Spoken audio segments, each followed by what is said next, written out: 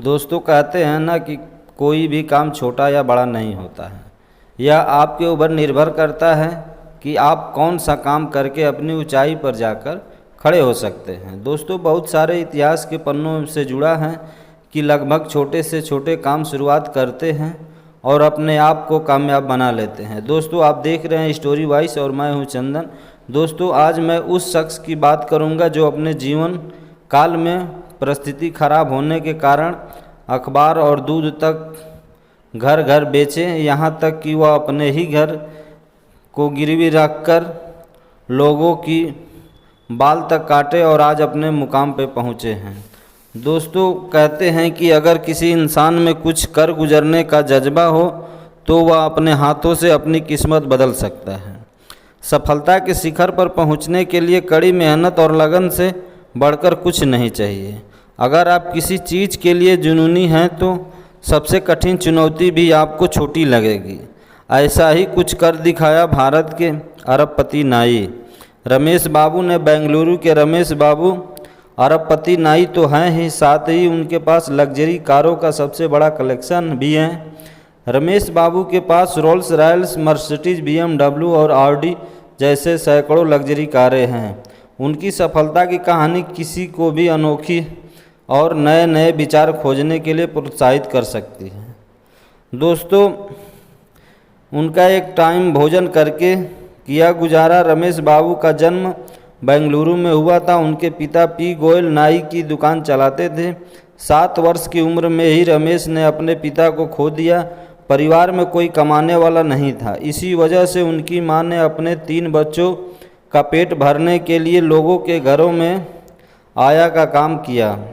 पति की नाई की दुकान को भी प्रतिदिन 5 रुपये के किराए पर दे दिया।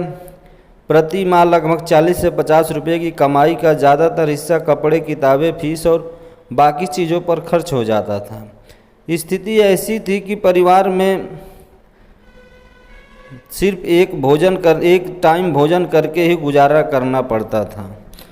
दोस्तों एक दिन ऐसा आया कि रमेश बाबू ने भी पैसा कमाने के लिए कई काम किए। 13 साल की उम्र में ही घर की जिम्मेदारियों को उठाने के लिए अखबार बांटे, दूध बेचे, फिर चाचा की दुकान में काम करने के साथ वह सब कुछ किया जो वह कर सकते थे। इसके साथ ही जैसे तैसे उन्हें 10वीं की पढ़ाई पूरी की। 10वीं के बाद रमेश ने अपने पिता की साधारण सी नाई की दुकान को अपने हाथ में ले लिया और उसे इनर स्पेस नामक एक ट्रेंडी हेयर स्टाइलिंग सैलून में बदल दिया। साथ ही अपनी मां के कहने पर इलेक्ट्रॉनिक्स में डिप्लोमा भी किया। वह सुबह जल्दी उठकर 6 बजे दुकान खोलते, फिर 10 बजे कॉलेज जाते थे। उनके ग्राहकों में सैन्य अधिकारी, बड़े राजनेता, पुलिस अधिकारी से लेकर फिल्म अभिनेता तक शामिल थे। दोस्तों एक समय ऐसा आया कि उनको अपना घर तक गिरवी रखना पड़ा। वह हमेशा एक कार खरीदने का सपना देखते थे और फैंसी कारों के शौकीन भी थे। 1993 में उन्होंने एक मारुति ओमनी कार खरीदी। बैंक से लोन के लिए उन्हें अपने पारिवारिक घर को गिरवी रखना पड़ा।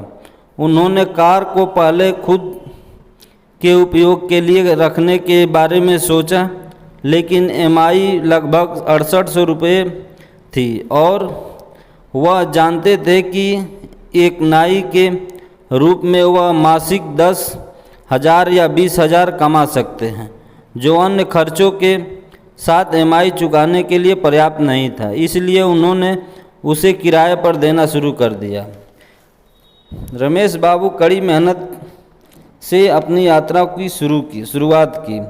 कार को किराए पर देने के साथ ही वह कार व्यवसाय में आए। धीरे धीरे उनके पास 86 कारें हो गई, जो सभी एक ही व्यवसाय में लगी हुई थी।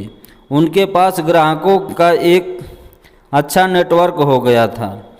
अब उन्होंने अपना टूर एंड ट्रेवल्स बिजनेस और सैलून को बढ़ाने पर ध्यान केंद्रित किया। 1994 से 2004 के बीच रमेश बाबू ने 7 और कारें खरीदी और खुद को Ramesh tours and travels business शुरू किया।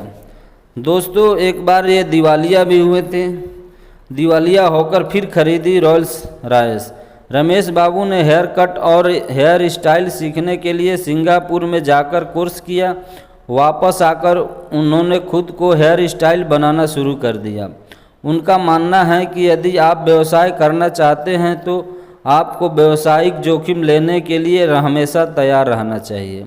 2011 में रमेश ने एक और लग्जरी कार रॉयल रॉय खरीदने का विचार बनाया। कुछ लोगों ने उन्हें रॉयल्स रॉयस जैसी लग्जरी कार खरीदने के जोखिम के बारे में बताया, लेकिन रमेश ने इस कार को खरीदने के लिए अपनी पत्नी की गहने तक गिरवी रख दिए और लगभग दिवालिया हो गए। लोगों ने उनसे सारी लग्जरी कारें बेचने को कहा, लेकिन वह कोशिश करते रहे और 1.5 साल बाद आखिरकार रमेश बाबू फिर से सफल होने में कामयाब रहे।